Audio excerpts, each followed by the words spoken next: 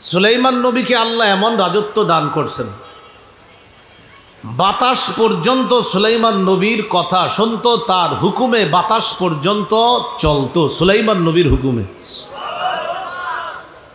যেমন সূরা আম্বিয়ার ৮১ নম্বর আয়াতে আল্লাহ বলেন, ওয়ালি সুলাইমান আর-রিহা আসিফাতান তাজরি বিআমরিহি ইলাল আরদিল্লাতী বারাকনা ফিহা ওয়া কুন্না বিকুল্লি শাইইন আলিমিন।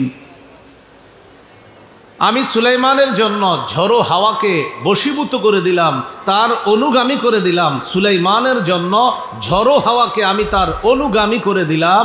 বাতাসকে সুলাইমানের কথা অনুসরণের জন্য আমি আল্লাহ বাতাসকে হুকুম করলাম।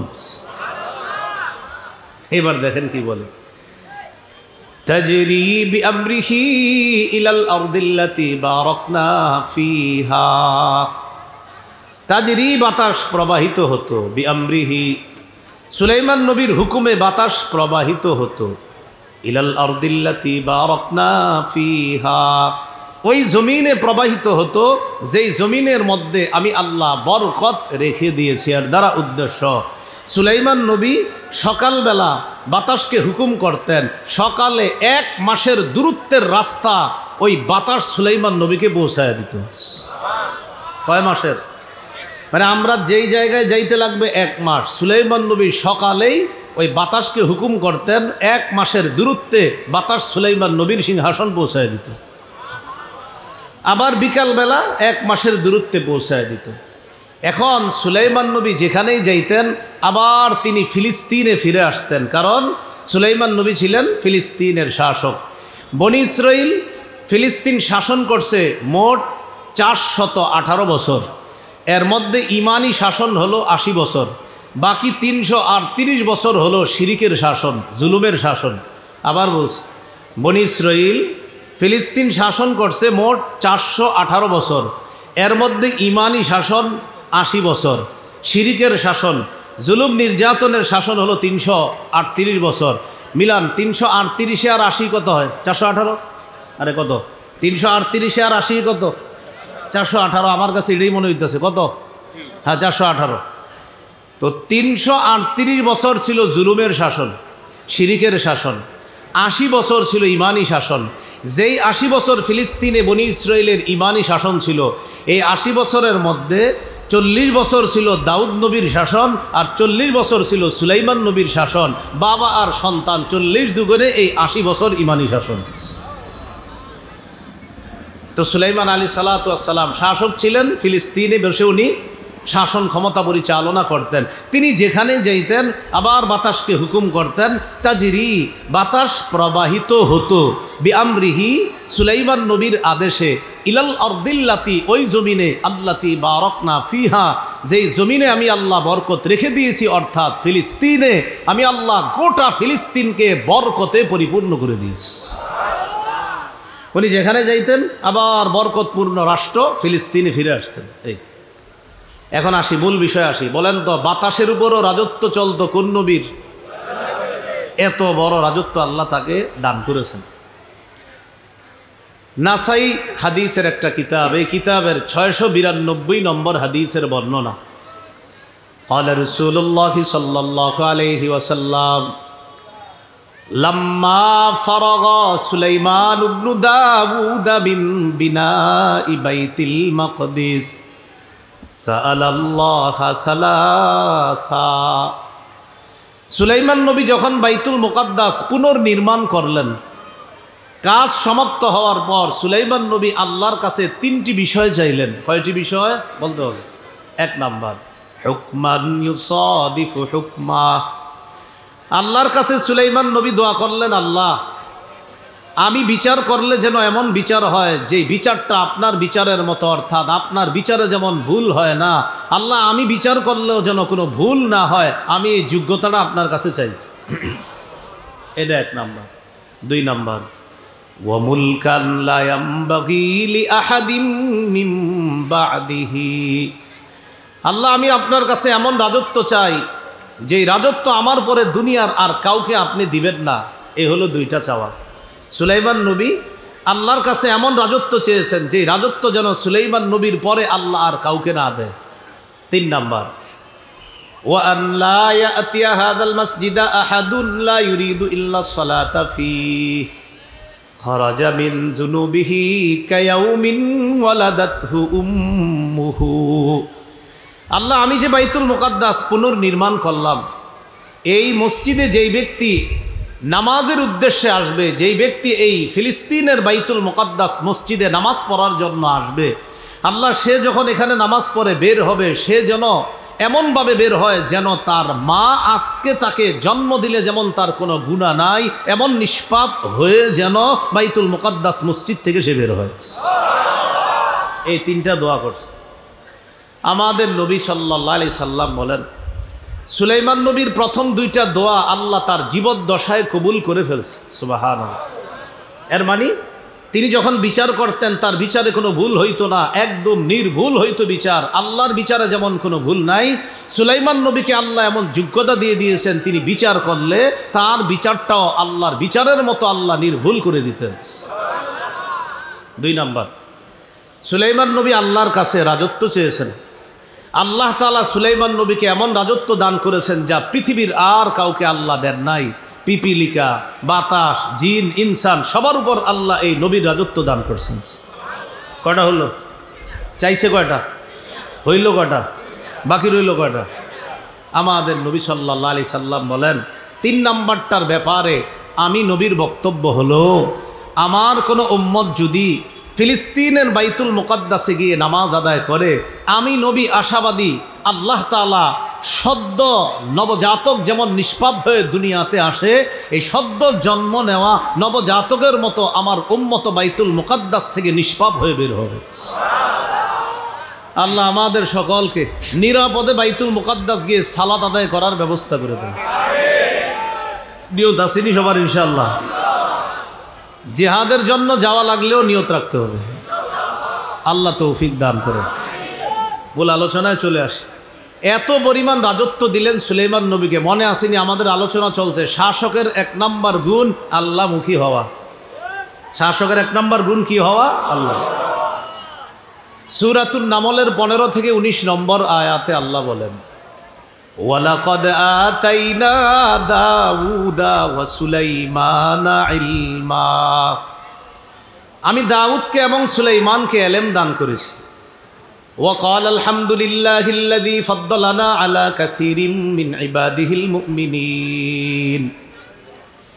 দাউদ নবী, সুলাইমান নবী বলছে, আল্লাহ সমস্ত প্রশংসা আল্লাহর, যে আল্লাহ আমাদেরকে তার অনেক মুমিন বান্দাদের উপর শ্রেষ্ঠত্ব দান করেছেন। দাউদ নবী আর সুলাইমান নবী বললেন সমস্ত প্রশংসা আল্লাহর। বুঝেন এবার? দাউদ নবীকে রাজত্ব দান করেছেন কে? বলেন। ইলম দান করেছেন কে? সুলাইমান নবীকে রাজত্ব ইলম দান করেছেন কে? কিন্তু এই দুজন সমস্ত কৃতিত্ব প্রশংসার মাধ্যমে কাকে দিতেছে? তাহলে শাসকের 1 নাম্বার গুণ হলো তিনি সমস্ত কৃতিত্ব আল্লাহকে দেওয়া, আল্লাহমুখী হওয়া। এই যে দাউদ নবী আর সুলাইমান নবী বলতেছে সমস্ত প্রশংসা আল্লাহর, যে আল্লাহ আমাদের 2 জনকে অনেক মুমিন বান্দাদের উপর শ্রেষ্ঠত্ব দান করেছেন, এই জন্য সমস্ত প্রশংসা আল্লাহ। এরপরে আল্লাহ বলেন, وورث سليمان داود وقال يا أيها الناس علمنا منطق الطير وأوتينا من كل شيء وورث سليمان داود। সুলাইমান নবী দাউদ নবীর উত্তরাধিকার হলেন। সুলাইমান নবী দাউদ নবীর উত্তরাধিকার হওয়ার পর সুলাইমান নবী বললেন, হে মানুষ, উল্লিমনা মান্তিকত তৈর, শোনো তোমরা, আমাকে পাখির ভাষা শিক্ষা দেওয়া হয়েছে আল্লাহর পক্ষ থেকে। পাখির ভাষা আমি নবী সুলাইমানকে শিক্ষা দেওয়া হয়েছে। ওয়া উতিনা মিন কুল্লি শাই, আমাকে সব জিনিসের নেয়ামত দান করা হয়েছে। এগুলার পরে সুলাইমান নবী বলতেছেন, ইন্না হাযা লাহুয়াল ফাদলুল মুবিন।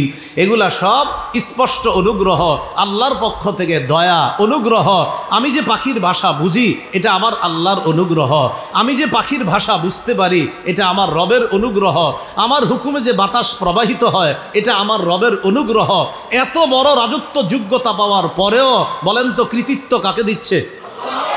রাষ্ট্রনায়কের এক নাম্বার গুণ হবে তিনি সমস্ত বিষয়ে আল্লাহমুখী হবে, আখেরাতমুখী হবে, আল্লাহকে সব কৃতিত্ব দিবে। এটা এক নাম্বার। পরে কি বলে দেখেন, ওয়াহুশিরা লিসুলাইমানা জুনুদুহু মিনাল জিন্নি ওয়াল ইনসি ওয়াত তায়রি ফাহুম ইউজাউন।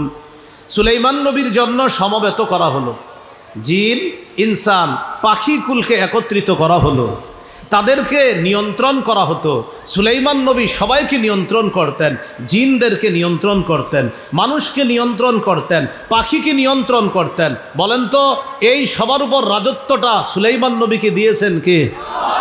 আল্লাহ। রাজত্ব দেওয়ার পর সুলাইমান নবী কি বলে একটু পরে দেখেন, হাত্তা ইযা আতাউ আলা ওয়াদিন নামলি ক্বালাত নামলাতু ইয়া আইয়ুহান নামলু দুখুলু মাসাকিনাকুম।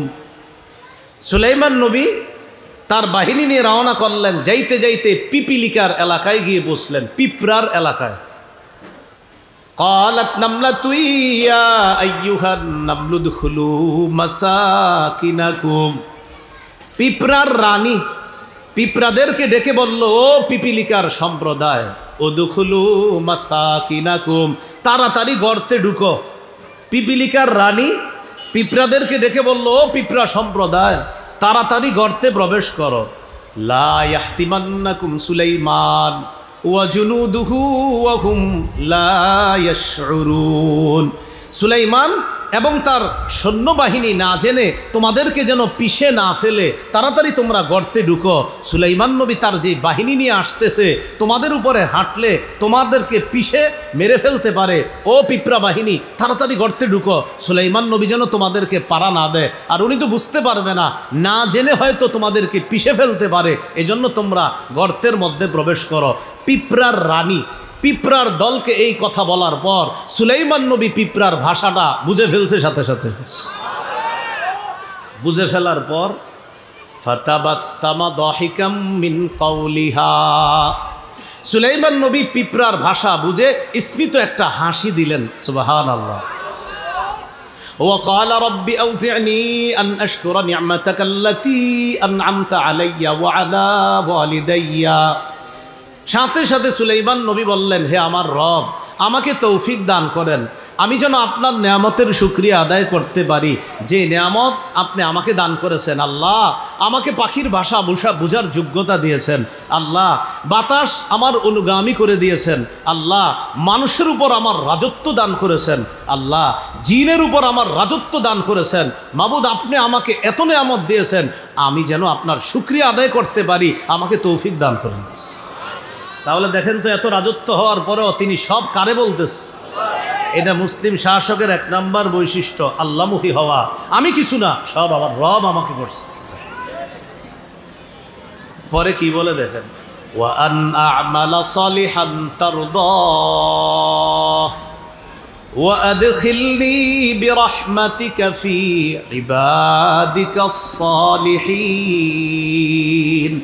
আল্লাহ, আমি যেন নেক কাজ করতে পারি, যেই নেক কাজ আপনি পছন্দ করেন, আপনার পছন্দনীয় নেক কাজ যেন আমি করতে পারি, আর আমাকে আপনার অনুগ্রহে নেক বান্দাদের অন্তর্ভুক্ত করে নেন। মানুষের রাজত্ব, জিন জাতির রাজত্ব, পশু পাখির রাজত্ব, বাতাসের উপর রাজত্ব, সব রাজত্ব পাওয়ার পরেও সুলাইমান নবী বলতেছে, আল্লাহ, সব কৃতিত্ব আপনার, প্রশংসা আপনার, আপনি আমাকে নেয়ামত দান করেছেন। আল্লাহ, আমি যেন ভালো কাজ করতে পারি, আমি যেন সঠিকভাবে আপনার শুকরিয়া আদায় করতে পারি, আমাকে আপনি তৌফিক দান করেন। আল্লাহ, এত কিছুর পাওয়ার পরেও আল্লাহ, আপনি আপন দয়ায়, মেহেরবানিতে আপনার নেক বান্দাদের অন্তর্ভুক্ত আমি সুলাইমানকে আপনি করে নিয়ে নিয়েছি। তাহলে বলেন তো, মুসলিম শাসকের কাজ কয়টা? বুঝলে গেছেন, কাজ কয়টা? চারটা। আর গুণ কয়টা? এক নাম্বার গেল আল্লাহমুখী হওয়া, এলো এক নাম্বার গুণ। তো সুলাইমান নবী আল্লাহর এত প্রশংসা করার পর আল্লাহ সুলাইমান নবীর প্রশংসা করে দিলেন। সুবহানাল্লাহ। কোন মুসলিম শাসক আল্লাহকে খুশি করে দিলে আল্লাহ তার প্রতি খুশি হয়ে যায়। সুলাইমান নবী শাসক হিসাবে খুশি করেছেন আল্লাহকে, আল্লাহও খুশি হয়ে সুলাইমান নবীর প্রশংসা করছেন সূরা সদের 30 নম্বর আয়াতে। বুঝে থাকলে বলেন তো, সুলাইমান নবী রাজত্ব পাওয়ার পর কাকে খুশি করছে? এবার আল্লাহ তাআলাও সুলাইমান নবীর প্রতি খুশি হয়ে কি বলে দেখেন, সূরা সদ 30 নম্বর আয়াত। আল্লাহ বলেন, ওয়া ওয়াহাবনা লিদাউদা সুলাইমান, আমি দাউদ নবীকে সুলাইমান নামে একজন সন্তান দান করেছি। এত ভালো সন্তান, নি'মাল আব। আল্লাহ বলেন সুলাইমান কতই না উত্তম বান্দা। সুবহানাল্লাহ। আল্লাহ বলেন সুলাইমান কতই না উত্তম বান্দা। ইন্নাহু আওয়াব, সে বেশি বেশি খালি আল্লাহর দিকে ফিরে। আওয়াব মানে যে বেশি বেশি আল্লাহমুখী হয়। তো আল্লাহ বলেন আমার সুলাইমানকে এত রাজত্ব দেওয়ার পরেও সুলাইমান এত ভালো বান্দা, এত নেক বান্দা, সে খালি আমার অভিমুখী হয়, সে বেশি বেশি আল্লাহ অভিমুখী হয়। বুঝে থাকবেনি কথাটা, মনে থাকবেনি? তাহলে মুসলিম শাসকের 1 নম্বর বৈশিষ্ট্য আল্লাহমুখী হওয়া। 2 নম্বর বৈশিষ্ট্য বলেন ইনসাফ কায়েম করা। বলেন তো মুসলিম শাসকের 2 নম্বর বৈশিষ্ট্য কি? এটা জরুরি বিষয়।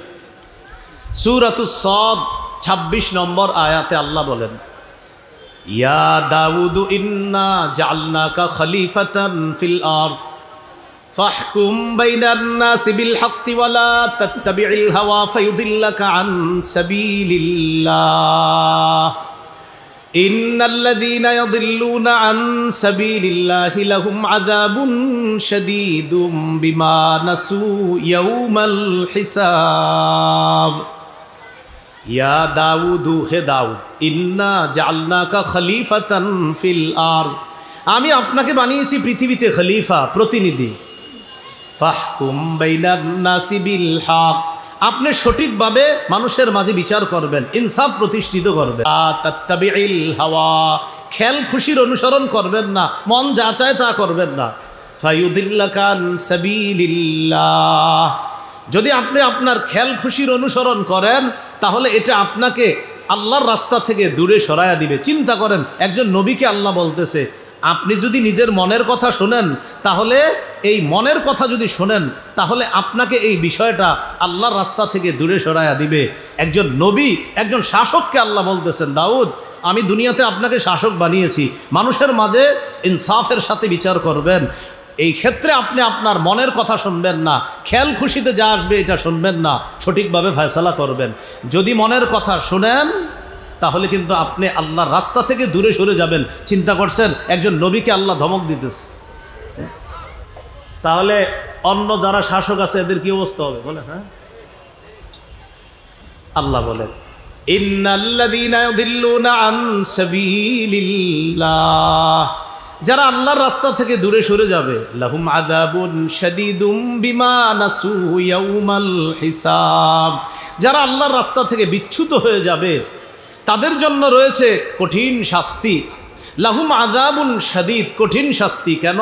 বিমা নাসু ইয়াউমাল হিসাব, কারণ তারা হিসাবের দিনকে ভুলে গিয়েছে। এজন্য মনে রাখবেন, বর্তমান পৃথিবীতে ওই সমস্ত শাসকরাই জালেম হয়, ওই সমস্ত শাসকরাই জুলুম করে, যারা বিচার দিবস বলতে যে কিছু আছে এটা ভুলে গেছে। এই জন্য যা মন চায় তা করে, মানুষের উপর অত্যাচার, জুলুম, নির্যাতনার, পাশবিকতার জয় জয়কর অবস্থা সৃষ্টি করেছে।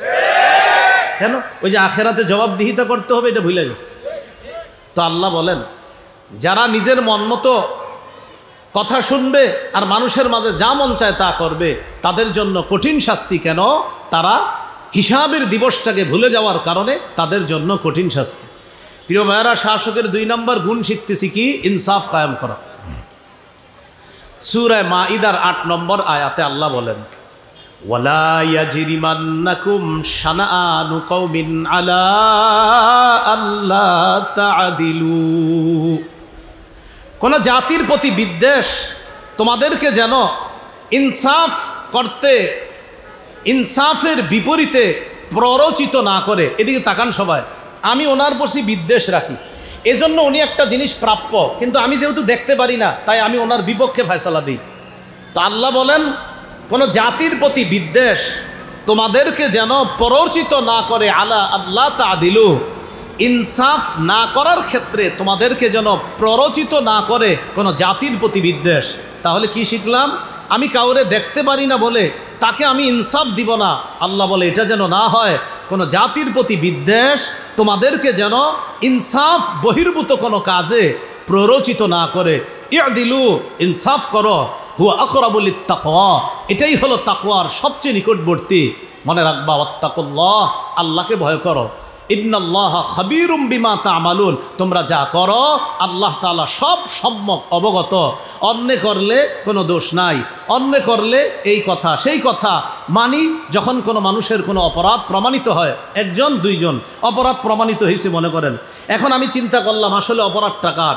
যদি দেখি যে আমার আত্মীয় স্বজনের কেউ আছে, এটা আমি ধামাচাপা দেওয়ার চেষ্টা করি। আর যারে আমি দেখতে পারি না, ওরে কোনো না কোনোভাবে ফাঁসায়া, যদিও লোকটা নিরপরাধ তারপরেও তাকে আমি ফাঁসাই, তার প্রতি আমি অবিচার করি, ইনসাফ করি না। আল্লাহ বলে এটা কইরো না তোমরা। কোনো জাতির প্রতি বিদ্বেষ তোমাদেরকে যেন ইনসাফ এর বিপরীতে তোমাদেরকে যেন প্ররোচিত না করে, যেটা ইনসাফ সেটাই করবা। এজন্য সূরা আনআমের 152 নম্বর আয়াতে আল্লাহ বলেন, ওয়াইদা কুলতুম ফাদিলু, যখন কথা বলবা সঠিক কথা বলবা। ওয়ালাউ কানাজা করবা, যদিও তোমার সামনে কোনো নিকটাত্মীয় থাকে, থাক নিকটাত্মীয়, যেটা সঠিক সেটাই বলবা। চাই তোমার আত্মীয়ের পক্ষে যাক বিপক্ষে যাক, আমি আল্লাহ যা তোমাকে ইনসাফ করতে বলেছি তুমি সেটাই করতে হবে। অন্যথায় যদি জুলুমের পথ বেছে নাও, আমি আল্লাহ যুগে যুগে জালেমদেরকে যেভাবে শায়েস্তা করেছি সেভাবে তোমাকেও যে কোনো মুহূর্তে আমি আল্লাহ ধরে ফেলতে পারি। এখানে আবার একটা কথা মনে রাখবেন, বলেন আমার সাথে, যে কোনো বলেন, পতিত জালেম থেকে পরবর্তীরা যদি শিক্ষা না নিয়ে তারাও জুলুম করে, আগের জালেমের চাইতে পরের জালেমের পরিণতি আরো ভয়ঙ্কর হবে। আগের জালেম থেকে যদি কেউ শিক্ষা না নিয়ে পরে আবার জালেম হন, আল্লাহ কিন্তু ধরবে যে দেখো নাই চোখের সামনে কি ঘটায়া দেই। তুমি যদি শিক্ষা না নাও, মনে রাখবা পতিত জালেম যে ওর সাথে আমি আল্লাহ যা আচরণ করেছি, পরবর্তী জালেম ওর সাথে আরো ভয়ঙ্কর অবস্থা হবে। এটা মাথা রাখতে হবে। তাহলে মুসলিম দেশের রাষ্ট্রনায়ক, এই রাষ্ট্রনায়ক যিনি হবে, মুসলিম শাসকের 2 নম্বর গুণ ইনসাফ প্রতিষ্ঠিত করা। সহিহ বুখারীর একটা হাদিস লিখে রাখার মতো, সারা দুনিয়ার মানুষকে বুক ফুলিয়ে বলার মতো একটা হাদিস। হাদিসটি আমি বলি, বাংলাগুলো মনে রাখলেই চলবে আপনাদের। সহিহ বুখারী 4788 নম্বর হাদিস, কিতাবুল হুদুদ, বাবু কারাহিয়াতি শাফাআ ফি হাদ্দিন ইদা রুফিয়া ইলা সুলতান। এটা হলো বাব আর অধ্যায়। এই হাদিসের মধ্যে আসছে বুখারী 6788, বুখারী 6788, কিতাবুল হুদুদ, বাবু কারাহিয়াতি শাফাআ ফি হাদ্দিন ইদা রুফিয়া ইলা সুলতান। এই হাদিসটা আজকে আপনারা শিখবেন, বুক ফুলিয়ে গর্ব করে অন্যদের কাছে বলবেন। বলেন ইনশাআল্লাহ। একটা চুরির ঘটনা ঘটছে মক্কায়। বলেন কিসের ঘটনা? বলেন মাখজুমি নামক সম্ভ্রান্ত বংশীয় এক নারী চুরি করছে। একজন সম্ভ্রান্ত বংশীয় নারী কি করছে? তো সে চুরি করার পর তো চুরির বিচার হলো আপনার হাত কাটা। এখন এটা কিভাবে বিচার একটু হালকা করা যায়, এটা নিয়ে মুসলমানরাও পেরেশানি, যে এই বেচারা কত সম্ভ্রান্ত ব্যক্তি, এর হাতটা কাটা হবে, এটা কেমন দেখা যায়। আয়েশা সিদ্দিকা রাদিয়াল্লাহু তাআলা আনহার বর্ণনা, সাহাবায়ে কেরাম পরামর্শ করে বলল, আগে হাদিসটা শোনেন কি বিষয়টা কি। বিষয়টা হলো আন্না কুরাইশান আহাম্মাতহুম আল মারআতুল মাখজুমিয়াতুল্লাতী সারাকাত। কুরাইশদেরকে খুব ভাবিয়ে তুলল একটা চুরির ঘটনা, যেই চুরিটা করেছে মাখজুমি গোত্রের এক নারী। এই চুরির ঘটনা কুরাইশদেরকে ভাবিয়ে তুলল, মানে খুব ভাবায়া তুলছে। এরকম সম্ভ্রান্ত একটা নারী চুরি করছে, এর ব্যাপারে বিচার হবে এত কঠোর, এটা কেমন হয়। তো কেউ সাহস করে নবীর সাথে কথা বলার সাহস পাচ্ছে না, কারণ আল্লাহ রসুলকে হালকা করার কথা বলার এই সাহস কারো নাই। এখন সাহাবায়ে কেরামের মধ্যে পরামর্শ চলতেছে, মাইয়ুকাল্লিমু রাসূলুল্লাহি সাল্লাল্লাহু আলাইহি ওয়াসাল্লাম, আচ্ছা এই ব্যাপারে নবীর সাথে কে কথা বলবে? ওয়া মাইয়াজতারি আলাইহি ইল্লা উসামা ইবনে যায়েদ হিব্বু রাসূলিল্লাহি সাল্লাল্লাহু আলাইহি ওয়াসাল্লাম। নবীজির পালক পুত্র যায়েদ বিন হারেসার ছেলের নাম উসামা, তাহলে সম্পর্কে নবীর কি হয়? নাতি। পালক পুত্র যায়েদের ছেলের নাম উসামা, তো উসামা সম্পর্কে নবীজির নাতি, আর নবীজি হলো উসামার দাদা। নবীজি এই উসামাকে খুব মহব্বত করতেন, খুব ভালোবাসতেন। সাহাবায়ে কেরাম বললেন, শোনো, আমরা তো ভয়ে নবীর কাছে যেতে পারবো না, নবীর একজন আস্থাভাজন মানুষ আছে, সে কে? নবীর নাতি, সেটা হলো উসামা ইবনে যায়েদ, অর্থাৎ পালক পুত্র যায়েদের সন্তান উসামা। উসামা নবীর কাছাকাছি যাইতে পারে, নবীও তারে খুব আদর করে। এক কাজ করি, তারে দিয়ে নবীর কাছে একটু কথা বলাই যে এই মহিলাটার ব্যাপারে, শাস্তির ব্যাপারে একটু শিথিল করা যায় কিনা। উসামারে পাঠায়া দিছে নবীজির কাছে, উসামা তুমি গিয়ে নবীজিরে বলবা একজন সম্ভ্রান্ত বংশীয় নারী চুরি করছে, এখন একটু কি শিথিল করা যায় কিনা। উসামা নবীজির কাছে গেছে। ফাকাল্লামা রাসূলুল্লাহি সাল্লাল্লাহু আলাইহি ওয়াসাল্লাম, নবীজির সাথে কথা বলছে উসামা। কথা বলার পর রাসূলুল্লাহ সাল্লাল্লাহু আলাইহি ওয়াসাল্লাম উসামাকে বললেন, আতাশফাউ ফি হাদ্দিম মিন হুদুদিল্লাহ। উসামা, আল্লাহর বিধানের শাস্তির ব্যাপারে তুমি আমাকে সুপারিশ করছো?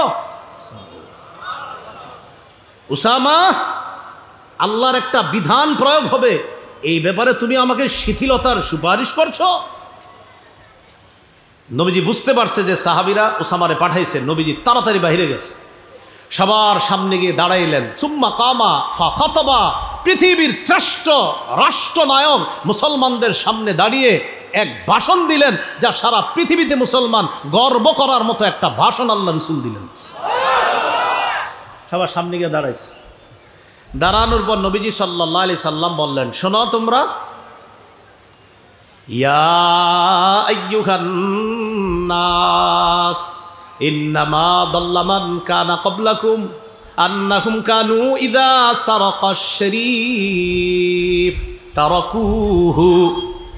শোনো, তোমাদের পূর্ববর্তী জাতি ধ্বংস হওয়ার অন্যতম একটা কারণ, তাদের মাঝে সম্ভ্রান্ত কোনো ব্যক্তি চুরি করলে তারা তাকে ছেড়ে দিত। নবীজি কেমনে বুঝায় দেখেন, তোমাদের পূর্বে কিছু জাতি ধ্বংস হওয়ার অন্যতম কারণ হলো সম্ভ্রান্ত কোনো ব্যক্তি চুরি করলে তারা তাকে ছেড়ে দিত। ওয়াইদা সারাকাদ দাইফু ফীহিম আকামু আলাইহিল হাদ্দা, আর যখন তাদের মাঝে কোনো দুর্বল ব্যক্তি চুরি করত তখন তার উপর তারা শাস্তি প্রয়োগ করত। কি হলো বিষয়টা? ধনী মানুষকে ছেড়ে দিত, সম্ভ্রান্ত কোনো ব্যক্তি চুরি করলে তাকে ছেড়ে দিত, আর দুর্বল কেউ চুরি করলে তার উপর শাস্তি প্রয়োগ করা হতো। বর্তমানেও এটাই চলছে, সম্ভ্রান্ত ব্যক্তিদেরকে ছলে বলে কৌশলে পার করে দেওয়া হচ্ছে, আর দুর্বলের উপর অত্যাচার চালানো হচ্ছে। তো রাসূল সাল্লাল্লাহু আলাইহি সাল্লাম বলেন, সম্ভ্রান্ত কেউ চুরি করলে তারাকুহু, তাকে ছেড়ে দিত।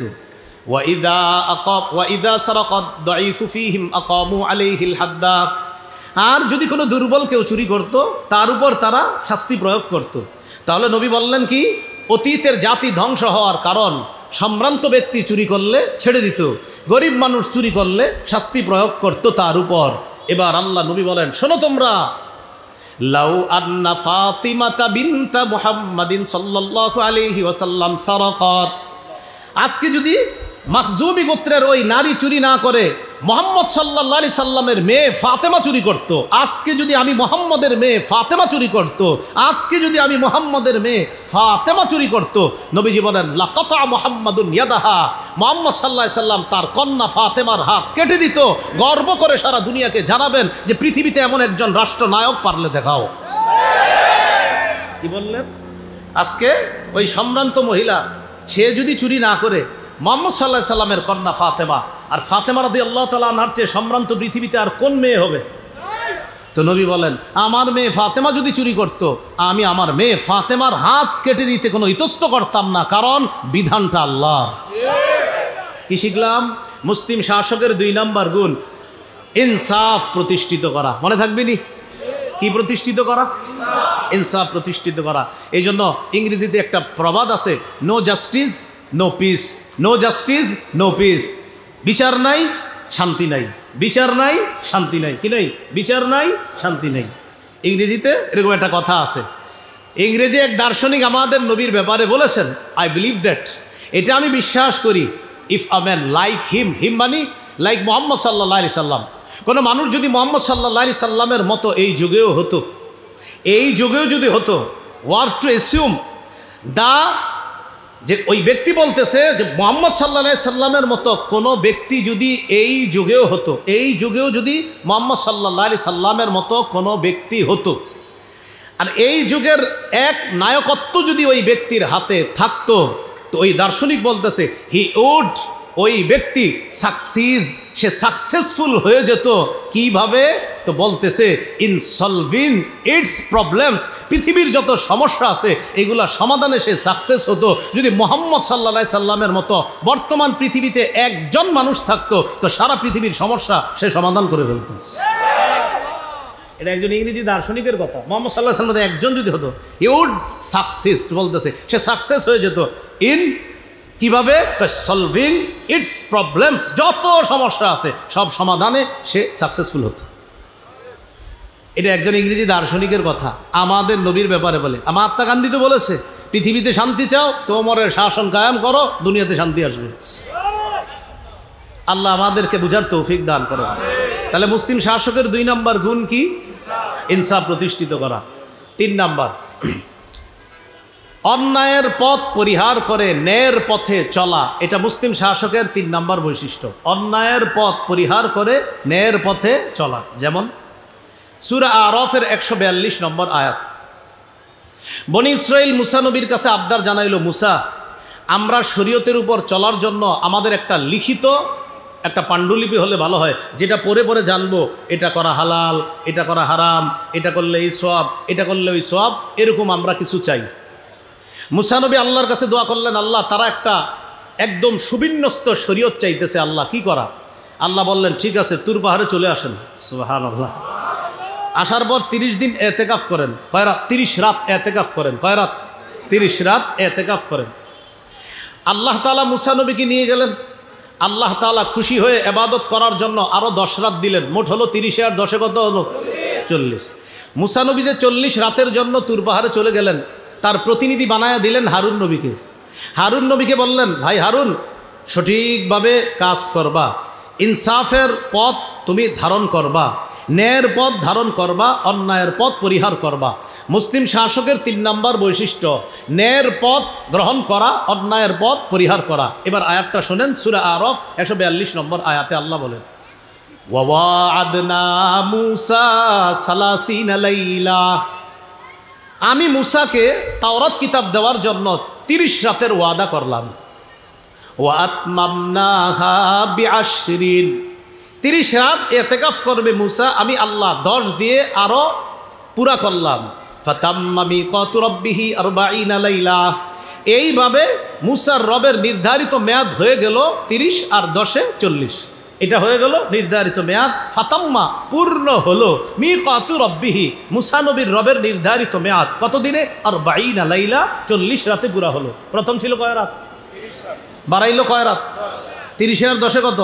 তা আল্লাহ বলে ফাতাম্মা পূর্ণ হলো মিকাতু রাব্বিহি, তার রবের নির্ধারিত মেয়াদ 40 লাইলা, 40 রাতে পূর্ণ হলো। ওয়াকালা মুসা লিআখিহি হারুন আখলুফনি ফি কওমি, ওয়াকালা মুসা, মুসা নবী বললেন লিআখিহি, তার ভাই হারুনকে বললেন, হারুন উখলুফনি ফি কওমি, আমার অনুপস্থিতিতে তুমি আমার সম্প্রদায়ের প্রতিনিধিত্ব করবা। ওয়া আসলিহ, তুমি ন্যায়ের পথ গ্রহণ করবা, সংশোধন করবা, সঠিক কাজ করবা। ওয়ালা তাত্তাবি' সাবিলাল মুফসিদিন, অন্যায় সৃষ্টিকারী যারা, ফাসাদ সৃষ্টিকারীদের পথ অনুসরণ করবা না। তাহলে কি শিখলাম? অন্যায়ের পথ অনুসরণ করা যাবে না, ন্যায়ের পথ অনুসরণ করা। শাসকের 3 নম্বর বৈশিষ্ট্য, তিনি কোনোভাবেই অন্যায়ের পথ গ্রহণ করবে না, বরং মুসলিম শাসক সদা সর্বদা ন্যায়ের উপর অটল রাখে, জাতির উপর তিনি নেতৃত্ব দান করবেন। এটা হলো 3 নম্বর। 4 নম্বর মুসলিম শাসকের বৈশিষ্ট্য, বাংলাটা বলেন, বলেন শিষ্টের লালন, দুষ্টের দমন। আর একটু সহজ বাংলা বলি, বলেন ভালোকে লালন, খারাপকে দমন। ভালোকে লালন করতে হবে, হ্যাঁ হ্যাঁ ঠিক আছে ঠিক আছে, খারাপ খবরস, এই মানে ভালো ঠিক আছে, খারাপ খবরস, এই। তাহলে ভালোকে লালন, দুষ্টকে দমন। তো একটু সুন্দর বাংলায় বললাম আর কি, শিষ্টের লালন, দুষ্টের দমন। আর সহজে ভালো মানুষরে লালন করতে হবে, খারাপগুলারে দমন করতে হবে। এই ব্যাপারে আমরা দৃষ্টান্ত নিই সূরা কাহাফ ৮৩ থেকে ৯১ নম্বর আয়াত।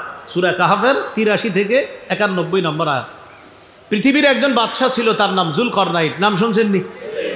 আল্লাহ তাআলা বলেন, ওয়াসআলুনাকা আন যিল করনাইন, নবী তারা আপনাকে যুলকরনাইন বাদশাহ সম্পর্কে জিজ্ঞাসা করে। কুল সাআতলু আলাইকুম মিনহু যিকরা, আপনি বলেন আমি যুলকরনাইনের ব্যাপারে তোমাদের কাছে এখন কিছু আলোচনা করব। ইন্না মাক্কান্না লাহু ফিল আরদ, আমি যুলকরনাইনকে পৃথিবীতে ক্ষমতা দান করলাম। ওয়া আতাইনাহু মিন কুল্লি শাইইন সাবাবা, আমি তাকে সব জিনিসের উপকরণ দান করলাম। এখানে ব্যাখ্যা, উপকরণ দ্বারা উদ্দেশ্য, যুলকরনাইনকে আল্লাহ এমন একটা যোগ্যতা দান করছেন, তিনি যে কোনো সময় যে কোনো কিছু দিয়ে যে কোনো জিনিস বানিয়ে ফেলতে পারতেন। সুবহান, এটা উপকরণ। তো আল্লাহ তাআলা বলেন, ফাআতবাআ সাবাবা, যুলকরনাইন বাদশাহ একদিন আমার হুকুমে সফর করা শুরু করলেন। কোথায় যাবে? পৃথিবীর একদম পশ্চিম প্রান্তে যাবে। কোথায় যাবে বলেন তো? একদম পৃথিবীর পশ্চিমে, যেখানে যাওয়ার পর এর ওই পাশে আর কোনো বাড়িঘর নাই, কেউ নাই। এখানে যাবে, যাওয়ার পর একটা সমুদ্রের মতো মনে হবে, কাদাযুক্ত পানি মনে হবে, জলাশয়। ওই জলাশয়ের মধ্যে সূর্যটা ডুবতেছে ডুবতেছে, এমন একটা জায়গায় যাওয়ার জন্য বাদশাহ যুলকরনাইন রওনা করলেন। সুবহানাল্লাহ। তো আল্লাহ বলেন, হাত্তা ইযা বালাগা মাগরিবাশ শামসি ওয়াজাদাহা তাগরুবু ফি আইনিন হামিআতি ওয়া ওয়াজাদা ইনদাহা কওমা, বাদশাহ যুলকরনাইন রওনা করলেন। হাত্তা ইযা বালাগা মাগরিবাশ শামস, তিনি পৌঁছে গেলেন মাগরিবাশ শামস, সূর্য অস্ত যাওয়ার স্থানে তিনি পৌঁছে গেলেন। পৌঁছে যাওয়ার পর দেখলেন তিনি, ওয়াজাদাহা তাগরুবু ফি আইনিন হামিআ, তিনি দেখলেন কাদাযুক্ত জলাশয়ের মধ্যে যেন সূর্যটা ডুবে যাচ্ছে যাচ্ছে। সুবহানাল্লাহ। কাদাযুক্ত জলাশয় মানে ওখানে সমুদ্র, আর মনে হচ্ছে কালো অন্ধকার, সেখানে সূর্যটা ডুবে যাচ্ছে। তো আল্লাহ তাআলা বলেন, ওয়াজাদা ইনদাহা কওমা, সেখানে বাদশাহ যুলকরনাইন এক জাতির সন্ধান পেল। সুবহানাল্লাহ, এক জাতি। তবে এই জাতি কাফের, বেঈমান। নাউজুবিল্লাহ বলেন। সুবহানাল্লাহ। কেন বললাম? যে সেখানে যাওয়ার পরেও আল্লাহর মাখলুক পাইছে, আর সূর্য ডুবতেছে, ওই পাশে কেউ নাই, বাকি এই পাশে একটা জাতি, বাকি ওই জাতি ছিল কাফের। তো কাফের জাতিকে বাদশাহ যুলকরনাইন পাইলেন।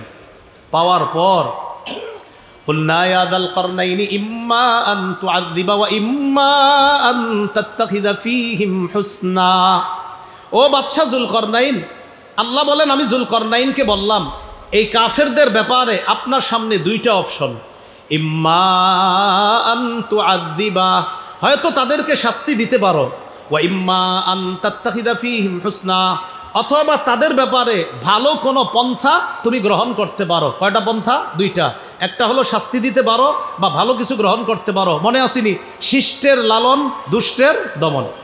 বাদশাহ যুলকরনাইন উনি জবাব দিলেন, উনি মনে মনে নিয়ত করলেন যে আল্লাহ, আমি তাদেরকে দাওয়াত দিব, দাওয়াত দিলে তারা আমার দাওয়াত যারা গ্রহণ করবে তাদের সাথে আমি সুন্দর আচরণ করব, আর যারা গ্রহণ না করে উল্টে আমার উপর জুলুম করবে তাদেরকে আমি দমন করব। দেখেন কি বলল বাদশাহ যুলকরনাইন, বললেন আমার দাওয়াতে যারা সাড়া দিবে, সুন্দর আচরণ করবে, আমি তাদেরকে লালন করব, তাদের সাথে আমি সুন্দর আচরণ করব, আর যারা আমার কথায় সাড়া না দিয়ে উল্টা তাওহীদের বিরোধিতা করে যারা জুলুম করবে আমি তাদেরকে দমন করব। শিষ্টের লালন, দুষ্টের দমন। তো বলতেছে যুলকরনাইন বাদশা বললেন, ক্বালা আম্মা মান যালামা ফাসাউফা নুআযযিবুহু সুম্মা ইউরাদ্দু ইলা রাব্বিহি, যে ব্যক্তি জুলুম করবে আমি তাকে শাস্তি দিব, এরপর তাকে তার রবের কাছে ফিরিয়ে দেওয়া হবে। সুম্মা ইউরাদ্দু ইলা রাব্বিহি ফায়ুআযযিবুহু আযাবান নুকরা, তার রব তাকে কঠিন শাস্তি দিবে। এটা হলো রবের কাছে ফিরিয়ে দেওয়া হবে। ওয়া আম্মা মান আমানা ওয়া আমিলা সলিহা, আর যে ব্যক্তি ঈমান আনবে, ওয়া আমিলা আমালান সলিহা, যে ব্যক্তি ঈমান আনবে এবং নেক কাজ করবে, ফালাহু জাযাআনিল হুসনা, তার জন্য রয়েছে উত্তম প্রতিদান, আমি তার সাথে সুন্দর আচরণ করব, আখিরাতেও তার জন্য ভালো অবস্থা। আর যারা জুলুম করবে, আমার কথা শুনবে না, দুনিয়াতে আমি তাদেরকে দমন করব, এরপরে তো আল্লাহ আপনার কাছে তারা যাবে, আর আপনি তো তাদেরকে কঠিন শাস্তি দিবেন।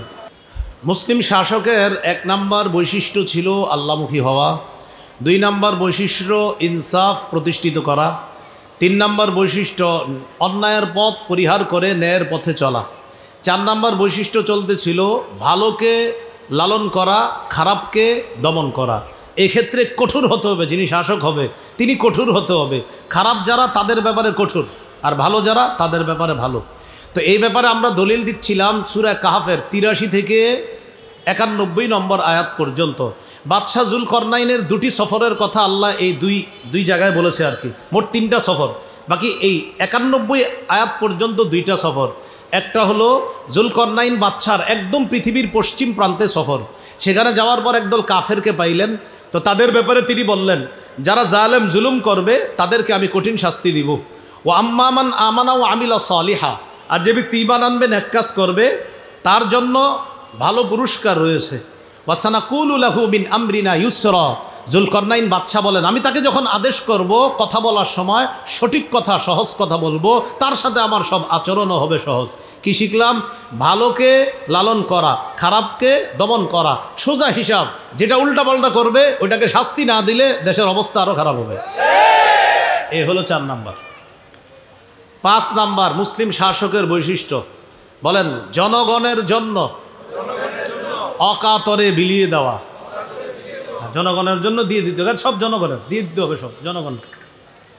এটার দলিল নিব আমরা কোত্থেকে? সূরা কাহফের। এখানে একটু রয়ে গেছে আগের কথায়। বাদশাহ জুলকরনাইনের একটা সফর ছিল পশ্চিম প্রান্তে, আর একটা ছিল একদম পূর্ব প্রান্তে। পূর্ব প্রান্তে যেখানে সূর্য ওঠে সেখানেও একটা জাতিকে পাইছে। দেখে কি ওই জাতির ঘর বাড়ি নেই, কিচ্ছু নাই, মানে ঘর বাড়ি যে বানাতে হয় এটা তারা জানে না, এরাও কাফের। এরা রৌদ্রের মধ্যে থেকে যে ছায়ার মধ্যে থাকতে হয় এটাও তারা জানে না। তো সেখানেও তার অবস্থা ছিল 2টা। এক, যারা সঠিক কাজ করবে তার কথা মানবে, তাদের সাথে সুন্দর আচরণ, আর যারা মানবে না, জুলুম করবে, তাদেরকে দমন করা। এই হলো আপনার 4 নম্বর আলোচনা। মুসলিম শাসকের 5 নম্বর বৈশিষ্ট্য জনগণের জন্য অকাতরে বিলিয়ে দেওয়া। সূরা কাহফের 92 নম্বর থেকে 97 নম্বর আয়াত পর্যন্ত আমি শুধু অনুবাদগুলো বলে যাচ্ছি। বাদশাহ জুলকরনাইন এবার আরেকটা সফর করলেন। মুফাসসিরিনে কেরাম বলেন এই সফরটা হয়েছে পৃথিবীর উত্তরে। আল্লাহ বলেন এই কোরআনে, আল্লাহ শুধু 2টা বলছে, একটা বলছে পশ্চিমে আর একটা বলছে পূর্বে। 3 নম্বর সফরের কথা কোরআনে আছে, কিন্তু কোন দিকে সফর এটা আল্লাহ সরাসরি বলে নাই। তবে মুফাসসিরিনে কেরাম ক্যালকুলেশন করে বলেন 3 নম্বর সফরটা হয়েছে পৃথিবীর উত্তরে। বাদশাহ জুলকরনাইন সেখানে গেলেন। যাওয়ার পর হাত্তা ইদা বালাগ বাইনাস সাদ্দাইন, 2 পাহাড়ের মাঝে গিয়ে পৌঁছলেন। সেখানে গিয়ে পৌঁছার পর এক জাতি পাইলেন, যেই জাতি বাদশাহ জুলকরনাইনের কথা বুঝে না। লা ইয়াকাদুনা ইয়াফকাহুনা কাওলা, জুলকরনাইনের ভাষা বুঝে না। বাদশাহ জুলকরনাইন চিন্তা করলেন এদেরকে বোঝানো যায় কেমনে। তখন তিনি ইশারার মাধ্যমে তাদের সাথে কথা বলা শুরু করলেন। সুবহানাল্লাহ। মুফাসসিরিনে কেরাম লেখেন আরেকটা হলো দুবাসীর মাধ্যমে, একটা হলো ইশারায়, যে ইশারায় হ্যাঁ বলো বলো তোমরা বলো, এরকম ইশারায় কথা বললেন। তখন ওই পাহাড়ের যারা মাঝখানে আছে তারা বলল, ও বাদশাহ জুলকরনাইন, এই পাহাড়ের ওই পাশে 2টা জাতি আছে, একটার নাম ইয়াজুজ আর একটার নাম মাজুজ। ইন্না ইয়াজুজা ওয়া মাজুজা মুফসিদুনা ফিল আরদ, তারা পৃথিবীতে খুব ফাসাদ সৃষ্টি করে। তারা পাহাড়ের এই পাশে আইসা মাঝে মাঝে আমাদের বাড়ির উপর হামলা করে, লুটতরাজ করে, ডাকাতি করে। আমরা বড় সমস্যার মধ্যে আছি। ও বাদশাহ জুলকরনাইন, একটা ফয়সালা করেন না, কিছু করা যায় কি না? ফাহাল নাজআলু লাকা খারজান আলা আন তাজআলা বাইনানা ওয়া বাইনাহুম সাদ্দা, আপনি আমাদের মাঝে আর ওই ইয়াজুজ মাজুজের মাঝে এমন একটা প্রাচীর করে দেন, একটা প্রতিবন্ধক তৈরি করে দেন, প্রয়োজনে আপনারে আমরা টাকা দিমু, কর দিমু, ট্যাক্স দিমু, পারিশ্রমিক দিমু। এটা কারা বলল? ওই জাতি। বাদশাহ জুলকরনাইন বললেন কিচ্ছু লাগবে না। মা মাক্কান্নি ফিহি রব্বি খাইর, আল্লাহ আমাকে যা দিয়েছে, যে ক্ষমতা দান করেছেন, তোমরা যা দিবা এর চেয়ে অনেক উত্তম দান করেছেন। আমি শুধু তোমাদেরকে বলি তোমরা শুধু সংগ্রহ করো, যা অর্থের প্রয়োজন সব আমি দিব, যা যা লাগে সব আমি দিব, তোমরা খালি আমার একটু সহযোগিতা করো। কি সহযোগিতা? আতুনি জুবারাল হাদিদ, লোহার পাত আনো।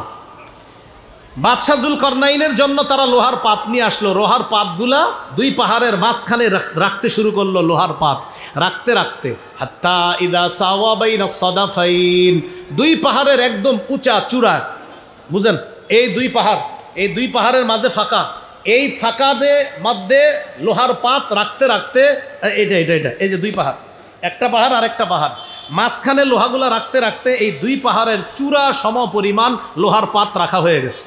বুঝছেন নি কথাটা? এখন ছিদ্র বন্ধ, বাকি কোনো পার্টিশন দেওয়া হয় নাই, শুধু লোহাগুলা রাখা হয়েছে। মাঝে মাঝে ছিদ্র টিদ্র হয়ে যেতে পারে, ইয়াজুজ মাজুজ এসে নাড়া দিলে পড়ে যেতে পারে। তখন জুলকরনাইন বললেন, উনফুখু, আগুন জ্বালাও, আগুনের মধ্যে বাতাসের ব্যবস্থা করো। এটার মধ্যে বাতাসের ব্যবস্থা করার পর এখানে প্রচুর পরিমাণে কয়লা জ্বালাও। কয়লা জ্বালানোর পর এটার মধ্যে তামা গলাও, গলানোর পর ওই গলিত তামা আমার কাছে নিয়ে আসো। উফরিকা আলাইহি কিত্র, আমি এই লোহার উপর এই তামাগুলা ঢেলে দিব। বাদশাহ জুলকরনাইন ওই লোহার উপর এগুলা ঢেলে দেওয়ার পর এই লোহা একটা আরেকটার সাথে সুন্দরভাবে লেগে কঠিন একটা পার্টিশন তৈরি হয়ে গেছে। আল্লাহ তাআলা বলেন, এমনভাবে পার্টিশন তৈরি হয়েছে ওই ইয়াজুজ মাজুজ চাইলেও তারা এপাশে অতিক্রম করে আসতে পারবে না, আবার এটার কোনো ছিদ্র তারা তালাশ করে পাবে না। তো আল্লাহ তাআলা বলেন, উফরিকা আলাইহি কিতরা, বাদশাহ জুলকরনাইন সম্পর্কে বলেন যে আমি এটা ঢেলে দিব। তো ঢেলে দেওয়ার পর তখন তারা আর ওইটার কোনো পার্টিশনও খুঁজে পায় নাই, উপর দিয়ে যে এপাশে আসবে এটাও পায় না। এটা হলো আপনার 5 নাম্বার বৈশিষ্ট্য, অকাতরে বিলিয়ে দেওয়া। লোহার পাত তৈরি করা, তামার ব্যবস্থা করা, কয়লার ব্যবস্থা করা, জ্বালানির ব্যবস্থা করা, যত খরচ লাগছে সব বাদশাহ জুলকরনাইন একা বহন করছে। তাহলে জনগণের জন্য অকাতরে বিলিয়ে দেওয়া, কি করা বলেন তো? অকাতরে বিলিয়ে দেওয়া। হ্যাঁ, এটা মনে রাখতে হবে, জনগণের জন্য অকাতরে বিলিয়ে দেওয়া। আমরাও বিলিয়ে দেই, এরে দেই, অমুক রে দেই, আমার আশেপাশে যে আছে দেই, আমি রাখি না তো তারে দেই, এরকম না, এরকম হবে না। জনগণের জন্য আমাদের ব্যবস্থা পুরা উল্টা, আমরা জনগণেরটা আইনা আশেপাশের মানুষকে দেওয়া হয়, এটা অন্যায়। এটা হলো 5 নাম্বার বৈশিষ্ট্য। 6 নাম্বার শাসকের 6 নাম্বার বৈশিষ্ট্য, বলেন জনগণের জন্য কিছু করতে পারা, সৌভাগ্য মনে করা, নিজেকে জনগণের খাদেম মনে করে জনগণের জন্য কিছু করতে পারার, বলেন কৃতিত্ব সম্পূর্ণ আল্লাহকে দেওয়া। এটা হলো 6 নাম্বার বৈশিষ্ট্য। আমি কিছু করতে পারলাম, এটা আল্লাহর অনুগ্রহ। দলিল সূরা কাহফের 98 নম্বর আয়াত। বাদশাহ জুলকরনাইন এত কিছু করার পর তিনি বললেন, রহমাতুম মির রব্বি, এই যে আমি এতগুলা কাজ করলাম এটা আমার কোনো যোগ্যতা না, আমার রবের দয়া, তাই আমি এটা করতে পারছি। এটা হলো 6 নাম্বার বৈশিষ্ট্য। 7 নাম্বার রক্ষণাবেক্ষণে যথেষ্ট যোগ্য হওয়া, বিচক্ষণ হওয়া, এই বিষয়ে জ্ঞান থাকা। কিসে? রক্ষণাবেক্ষণ। এই দেশে কি পরিমাণ খাবারের প্রয়োজন, আগামী 5 বছর 3 বছর আমাদের দেশের অর্থনৈতিক অবস্থা কেমন হতে পারে, এমন উন্নতি না করা যে উন্নতি করার পর মাথা পিছু 1,07,000 টাকা ঋণ হয়ে যায়, বাচ্চা আজকে জন্ম নিলেও ঋণী হয়, এই জাতীয় উন্নতির প্রয়োজন নাই। এটা আসলেই ঠিক। তো 7 নাম্বার রক্ষণাবেক্ষণে যথেষ্ট সচেতন হওয়া, যোগ্য হওয়া। দলিল সূরা ইউসুফের 55 নম্বর আয়াত। ইউসুফ আলাইহিস সালাতু ওয়াস সালাম মিশরের বাদশাকে বললেন, ইজআলনি আলা খাজাইনিল আরদ, আমাকে দেশের খাদ্য গুদামের দায়িত্বে নিয়োজিত করেন, দেশের অর্থ সম্পদের ব্যাপারে আমাকে দায়িত্ব দেন। ইন্নী হাফিজুন আলিমুন, এই ব্যাপারে আমি সংরক্ষক, আলিমুন এই ব্যাপারে আমি জ্ঞান রাখি। এখন একটা কথা বুঝেন, বুখারীতে আসছে নবীজি বলেছেন, লা তাসআলিল ইমারা, দায়িত্ব চেয়ে নিও না। বুখারীতে আসছে কি বলেন সবাই? বুখারীতে আসছে কি দায়িত্ব? এন্ড ইউসুফ নবী তো দায়িত্ব চাইতেছে। বুখারীতে আসছে দায়িত্ব চেয়ে নিও না, আর ইউসুফ নবী মিশরের বাদশাকে বলতেছে আমাকে দায়িত্ব দেন। এটার ব্যাখ্যা হলো, যেই দেশে দায়িত্ব সঠিকভাবে চলতে থাকে সেখানে দায়িত্ব নতুন করে আপনি চেয়ে নেবেন না। অন্যরা যদি সঠিকভাবে দেশ চালায় সেক্ষেত্রে আপনি দায়িত্ব চাওয়া দরকার নাই। কিন্তু যেই দেশে জুলুম নির্যাতনে ভরবে সেখানে সৎ যোগ্য মানুষ নিজে আইসা দায়িত্ব নেওয়া, এটা সূরা ইউসুফের 55 নম্বর আয়াতের দলিল। আবার বুঝেন, শুধু ঠিক না করে বুঝেন একটু। দায়িত্ববান যারা থাকবে সেখানে দায়িত্ব চাওয়া নিষেধ, কিন্তু যা সব অযোগ্য লোকে যদি ভরে যায় সেখানে যোগ্য লোক এগিয়ে এসে বলতে হবে, আমারে বানান, আমি আমানতদার, আমার দ্বারা দেশের ক্ষতি হবে না। এটা সূরা ইউসুফের 55 নম্বর আয়াত। ইউসুফ আলাইহিস সালাতু ওয়াস সালাম মিশরের বাদশাকে বললেন, ইজআলনি আলা খাজাইনিল আরদ, আমাকে খাদ্য ভাণ্ডারের দায়িত্ব দেন, এটা রক্ষণাবেক্ষণের দায়িত্ব আমাকে দেন। ইন্নী হাফিজুন, আমি সংরক্ষক, আলিমুন, আর এই বিষয়ে আমার যথেষ্ট জ্ঞান আছে। মানে অর্থ সম্পদ কীভাবে খরচ করতে হবে এই ব্যাপারে আমার জ্ঞান আছে। এটা হলো 7 নাম্বার গুণ শাসকের। শাসকের 8 নাম্বার গুণ, শাসক আমানতদার হবে। বলেন সবাই জোরে, আরো জোরে বলেন, বলেন কি হবে? আমানতদার। সূরা নিসার 58 নম্বর আয়াতে আল্লাহ বলেন, ইন্নাল্লাহা ইয়া'মুরুকুম আন তু'আদ্দুল আমানাতি ইলা আহলিহা, নিশ্চয় আল্লাহ তাআলা তোমাদেরকে আদেশ করেন, আন তু'আদ্দুল আমানাতি ইলা আহলিহা, তোমরা আমানত যথাযথভাবে যেই ব্যক্তি হকদার তার কাছে পৌঁছা দেওয়ার ক্ষেত্রে আল্লাহ তোমাদেরকে আদেশ করেন, আল্লাহ তোমাদেরকে হুকুম করেন। তাহলে আমানত যথাযথভাবে পৌঁছিয়ে দেওয়ার যোগ্যতা থাকা, এটা হলো রাষ্ট্রের শাসকের 8 নাম্বার গুণ। 9 নাম্বার গুণ, এটা আমার সাথে সবাই একটু জোরে বলবেন, বলেন ঘুষ গ্রহণ না করা। 3 বার বলেন, আবার বলেন। যিনি শাসক হবে তিনি কি গ্রহণ করবে না? বলেন সূরা নামল 35-36 নম্বর আয়াত। তাহলে খালি মনে এখানে এবার আমি মূল হিস্টোরিটা বলি। রানী বিলকিসের কাছে সুলাইমান নবী চিঠি পাঠাইছে, বললেন তুমি যদি সহজে সহজে গ্রহণ করো আসো, না হয় কিন্তু খবর আছে। রানী বিলকিস তখন চিন্তা করে দেখলো আসলে সুলাইমান নবীর কথা মেনে নেওয়াই কল্যাণকর। রানী বিলকিস পরীক্ষা করার জন্য সুলাইমান নবীর কাছে কিছু ঘুষ পাঠাইতে চাইল। রানী বিলকিস তার সামনে যারা আছে তাদেরকে বলল, শোনো আমি একটা হাদিয়া পাঠামু সুলাইমান নবীর কাছে। কি পাঠামু? হাদিয়া। বাকি এটা হাদিয়াও হতে পারে আবার ঘুষ হতে পারে। কিভাবে? কয় দেখো আমি দুনিয়াবি কিছু উপঢৌকন তার সামনে পেশ করব, সে যদি দুনিয়াদার হয় তাহলে আমার এটা গ্রহণ করে নিবে আর আমার সমস্যা হবে না। কারণ কিছু টাকা পয়সা দিয়া, কিছু অর্থ দিয়া যদি তাকে নিবৃত রাখা যায়, সেও থাকলো আমিও ভালো থাকলাম, সেও থাকলো আমিও ভালো থাক। দেখবেন এই যে আপনার দোকানটা, কিছু মানুষ এসে খালি জ্বালাবে, এই সমস্যা হবে ওই সমস্যা হবে, ধরাইয়া দিবেন, দেখবেন আগামী 1 বছর আর সমস্যা নেই। রানী বিলকিস চিন্তা করলো কিছু দিয়া যদি আমি আমারটা ঠিক রাখতে পারি, সমস্যা কি? এরকম কিন্তু চলতেছে, আমারটা ঠিক ঠিক।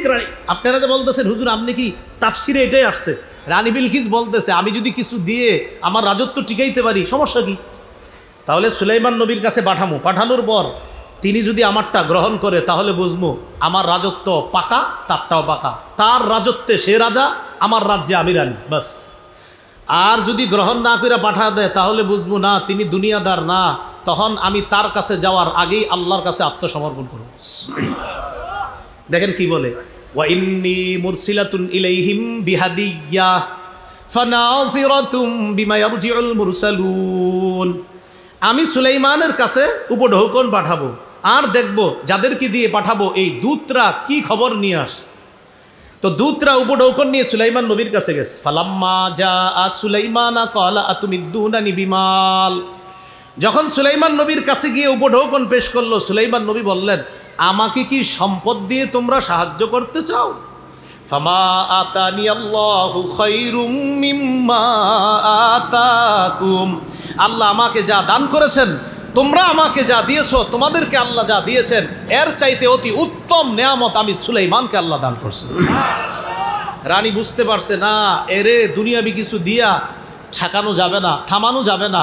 রানী সুলাইমান নবীর কাছে আসার আগেই আল্লাহর কাছে আত্মসমর্পণ করে সুলাইমান নবীর কাছে এসে বললেন, ও সুলাইমান আমি অলরেডি আল্লাহর কাছে আত্মসমর্পণ করে ফেলেছি।